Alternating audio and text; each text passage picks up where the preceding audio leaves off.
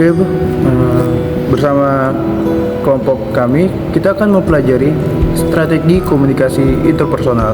Sebelumnya, perkenalkan, nama saya Akmal Ilman Kusuma dengan NIM 24514500053. Di sini saya akan menjelaskan apa itu dari strategi komunikasi interpersonal. Beserta saya akan juga menjelaskan faktor-faktornya. Komunikasi interpersonal itu apa sih? Nah, komunikasi interpersonal adalah proses pertukaran informasi, ide, perasaan, atau pesan antara dua atau lebih individu yang terjadi secara langsung ataupun tatap muka. Ini juga bisa digunakan melalui gestur-gestur tubuh agar lawan bicara itu akan mudah memahami apa yang kita bicarakan atau yang kita komunikasikan. Serta faktornya adalah ada faktor keterbukaan, faktor sikap suportif, dan juga percaya. Adapun faktor dari keterbukaan itu adalah kita harus sama-sama saling percaya, mau menerima serta mendengarkan dari komunikasinya. Oke, faktor keterbukaan adalah faktor yang dimana kita dapat berbagi pikiran, pengalaman, serta dapat saling menerima dan juga mendengar satu sama lain. Dan juga ada juga sikap suportif. Nah, sikap suportif ini adalah sikap yang merupakan pendukungan satu sama lain dan serta juga pemahaman dan mengurangi defensif terhadap lawan komunikasi kita. Yang dimaksud adalah kita harus sama-sama saling mendukung dengan apa yang dibicarakan oleh lawan pembicara kita. Dan juga faktor percaya. Faktor ini yang paling penting dalam komunikasi interpersonal. Kita harus percaya dengan lawan komunikasi kita, dan disinilah kunci dari suksesnya komunikasi interpersonal, di mana saling percaya itu. Oke, selanjutnya bersama saya Anissa Firdausi Nuzula dengan NIM 24514000036 akan belajar tentang ciri-ciri dan tujuan. Yang pertama, ciri-ciri komunikasi interpersonal ada komunikasi dua arah. Komunikasi dua arah adalah bentuk komunikasi yang sangat efektif karena memungkinkan interaksi yang lebih mendalam dan saling pengertian antara pihak-pihak yang terlibat. Dengan memfasilitasi umpan balik dan keterlibatan aktif, komunikasi dua arah dapat meningkatkan hubungan interpersonal dan efektivitas dalam berbagai konteks, baik pribadi maupun profesional. Yang kedua, ada konteks komunikasi yang cenderung tatap muka. Komunikasi tatap muka memungkinkan kedua belah pihak untuk berinteraksi secara langsung, sehingga mereka dapat terlibat ekspresi wajah, bahasa tubuh, dan nada bicara antara satu sama lain. Yang ketiga ada konteks sosial. Konteks sosial memainkan peran penting dalam komunikasi karena memengaruhi cara individu berinteraksi dan memahami satu sama lain. Memahami konteks sosial dapat membantu individu berkomunikasi dengan lebih efektif, menghargai perbedaan, dan membangun hubungan yang lebih baik dalam berbagai situasi. Yang keempat ada verbal dan non-verbal. Kedua bentuk komunikasi ini sangat penting dalam interaksi manusia.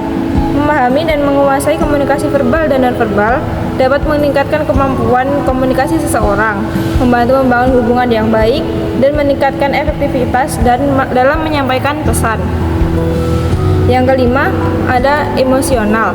Emosional adalah bagian integral dari komunikasi interpersonal.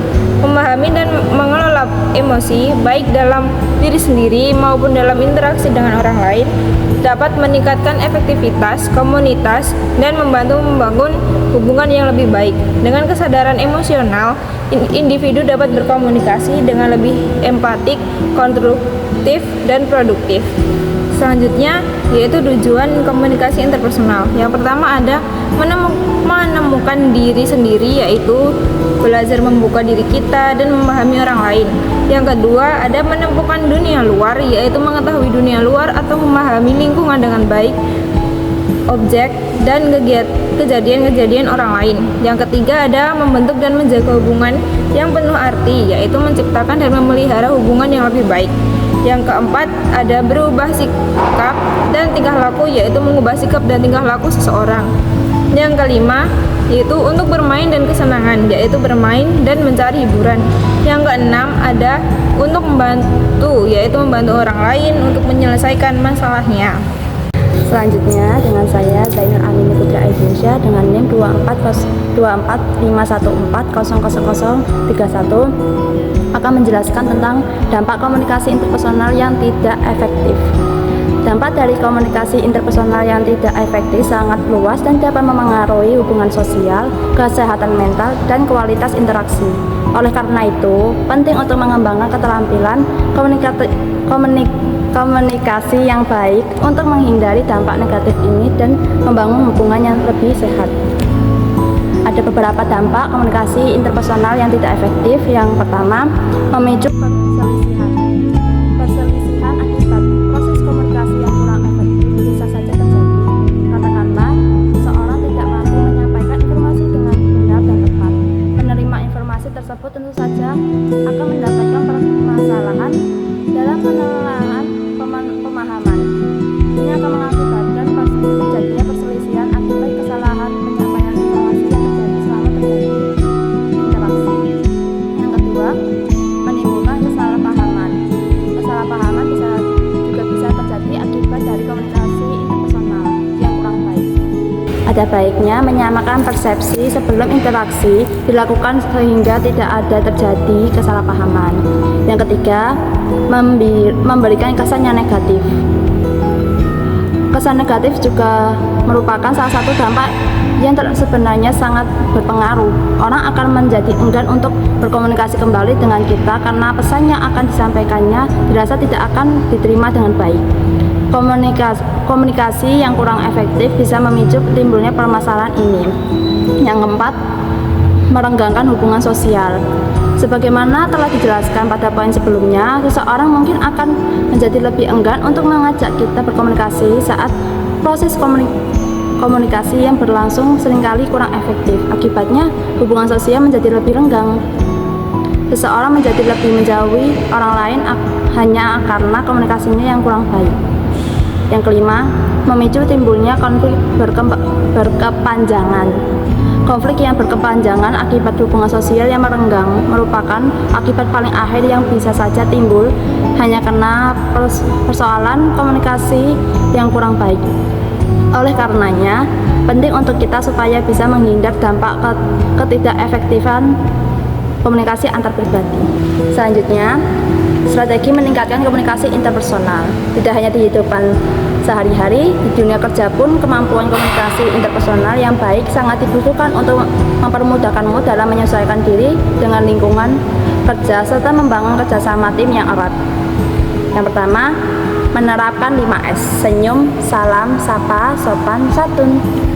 Penerapan 5S tidak hanya berfokus pada efisien dan produktivitas, tetapi juga berkontribusi pada peningkatan komunikasi antar pribadi. Yang kedua, jadilah partner yang pengertian dan perhatian. Menjadi partner yang perhatian dan pengertian dalam komunikasi interpersonal sangat penting untuk membangun hubungan yang sehat. Yang ketiga, membangun kebersamaan. Untuk membangun kebersamaan dalam komunikasi interpersonal, penting untuk menunjukkan sikap saling menghargai, mendengarkan dengan penuh perhatian, dan berpartisipasi dalam kegiatan bersama. Yang keempat, menjadi penengah dan selesaikan masalah. Menjadi penengah dalam komunikasi interpersonal melibatkan kemampuan untuk mendengarkan dengan empati, memahami perspektif semua pihak, dan membantu menemukan solusi yang saling menguntungkan. Yang kelima, mendengarkan sebanyak kamu berbicara. Mendengarkan dan berbicara adalah dua aspek krusial dalam komunikasi interpersonal yang saling melengkapi. Mendengarkan secara aktif memungkinkan kita untuk memahami perspektif orang lain, membangun hubungan yang lebih baik, dan menciptakan komunikasi yang efektif. Yang keenam, tempatkan dirimu di posisi mereka. Menempatkan diri di posisi orang lain dalam komunikasi interpersonal adalah kunci untuk membangun empati dan memahami perspektif mereka. Dalam berempati, kita dapat merasakan apa yang dirasakan orang lain yang membantu menciptakan hubungan yang lebih baik dan komunikasi yang lebih efektif. Oke, jadi kesimpulan dari komunikasi interpersonal adalah komunikasi interpersonal menekankan penerapan teknik seperti mendengarkan aktif, keterbukaan, serta strategi-strategi yang harus kita perhatikan. Dan juga tentunya percaya dengan lawan bicara kita, lawan komunikasi kita. Dan cukup sekian, cukup menarik bukan materi dari komunikasi interpersonal yang telah disampaikan oleh saya dan juga rekan-rekan saya. Mohon maaf jika ada salah kata. Semoga materi ini bermanfaat buat kita semua dan juga buat yang mendengarkan. Terima kasih. Wassalamualaikum warahmatullahi wabarakatuh. Dadah.